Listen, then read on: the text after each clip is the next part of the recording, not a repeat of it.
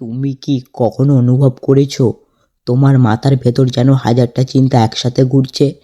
ভবিষ্যতের চিন্তা, অতীতের আফসোস, আর চারপাশের চাপ সব মিলিয়ে তোমার মনটা যেন ভারী হয়ে গেছে। কিন্তু আমি যদি বলি তোমার জীবনে অনেক সমস্যা শুধু একটি কাজের মাধ্যমে লুকিয়ে আছে, সেই কাজটি হলো তুমি তোমার মনকে খালি করো। হ্যাঁ, ঠিকই শুনছো। যখন মনটা অপ্রয়োজনীয় চিন্তা থেকে মুক্ত হয়, তখন তুমি পরিষ্কারভাবে ভাবতে পারো, সঠিকভাবে সিদ্ধান্ত নিতে পারো, আর নিজের ভেতরে আসল শক্তিটাকে খুঁজে পাও। তাহলে একটি প্রশ্ন করি, কিভাবে আমরা আমাদের মনকে সত্যিকারে খালি করব? আজকের এই গল্পে আমি তোমাকে সেটাই দেখাতে যাচ্ছি।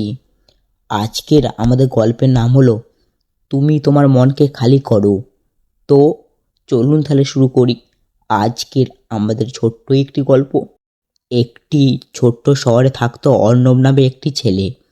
অর্ণব খুবই মেধাবী ছিল, কিন্তু তার জীবনে একটা বড় সমস্যা ছিল। তার মন নানা চিন্তায় ভরে থাকতো। অতীতের ভুল, ভবিষ্যতের ভয়, অন্যদের কথা, সব মিলিয়ে তার মনটা যেন সবসময় ভারী হয়ে থাকতো।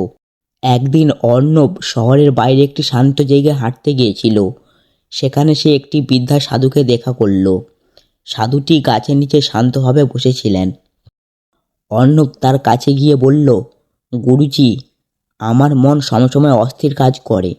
আমি কিচ্ছু শান্তি পাই না। আমি কি করব? সাধুটি একটি হাসলেন এবং অর্ণবকে বললেন, একটা কাপ নিয়ে এসো। অর্ণব দ্রুত গিয়ে একটা কাপ নিয়ে এলো। তারপর সাধুটি চা বানিয়ে কাপের মধ্যে ঢালতে শুরু করলো। কাপটি যখন পুরো ভরে গেল, তখন সাধুটি চা ঢালতেই থাকলো। চা উপর থেকে পড়তে লাগলো। অর্ণব অবাক হয়ে বলল, গুরুজি, কাপ তো ভরে গেছে, আর চা ঢাললে তো পড়ে যাবে। সাধুটি তখন শান্তভাবে বললেন, ঠিক তোমার মতোই। তোমার মনে এত চিন্তা, ভয় আর দুশ্চিন্তায় ভরা যে তুমি নতুন কিছু ঢোকানোর জায়গায় নেই। অর্ণব একটু চুপ করে রইল। সাধুটি আবার বলল, যদি তুমি নতুন কিছু শিখতে চাও, যদি জীবনে শান্তি পেতে চাও, তাহলে আগে তোমার মনকে খালি করতে হবে। অর্ণব জিজ্ঞাসা করল, কিন্তু গুরুজি, মনকে খালি করব কীভাবে? সাধুটি বললেন, প্রথমত অতীতকে ছেড়ে দাও। যা হয়ে গেছে তা হয়ে গেছে, সেটা আর বদলানো যাবে না। দ্বিতীয়ত, ভবিষ্যতের ভয় কমাও। ভবিষ্যৎ নিয়ে অতিরিক্ত চিন্তা করলে বর্তমান নষ্ট হয়ে যায়। তৃতীয়ত, অন্যদের কথা এত গুরুত্ব দিও না। মানুষ সব কিছু সময় কিছু গুরুত্ব দেয় না। তারপর তিনি বললেন, প্রতিদিন কিছু সময় নিজের সাথে একা থাকো। শান্তভাবে বসো, নিজের শ্বাস প্রশ্বাসকে অনুভব করো। দেখবে ধীরে ধীরে তোমার মনের ভেতর অস্থিরতা কমে গেছে। সেই দিন থেকে অর্ণব প্রতিদিন কিছু সময় নিজের জন্য রাখত। সে শান্ত জায়গায় বসে থাকত, নিজের মনকে বোঝানোর চেষ্টা করত। প্রথমে খুবই কঠিন লাগতো, মন হাজারটা চিন্তা আসতো, কিন্তু ধীরে ধীরে সে শিখে গেল চিন্তাগুলোকে ছেড়ে দিতে। কয়েক মাস পর অর্ণবের জীবনে বড় পরিবর্তন এলো। সে আগের মতো অস্থিরতা থাকে না। তার মন এখন অনেক শান্ত হয়ে গেল।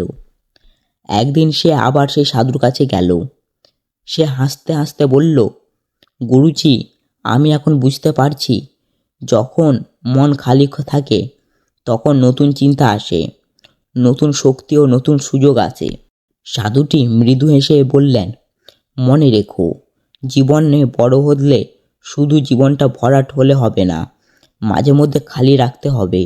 কারণ যখন মনে অপ্রয়োজনীয় চিন্তা ভরে যায়, তখন আমাদের জীবনের সুন্দর মুহূর্তগুলো দেখতে পাই না। তাই মাঝে মধ্যে থেমে যাও, নিজের সাথে সময় কাটাও, অপ্রয়োজনীয় চিন্তাগুলোকে ছেড়ে দাও। তখন দেখবে তোমার মন অনেক হালকা হয়ে গেছে।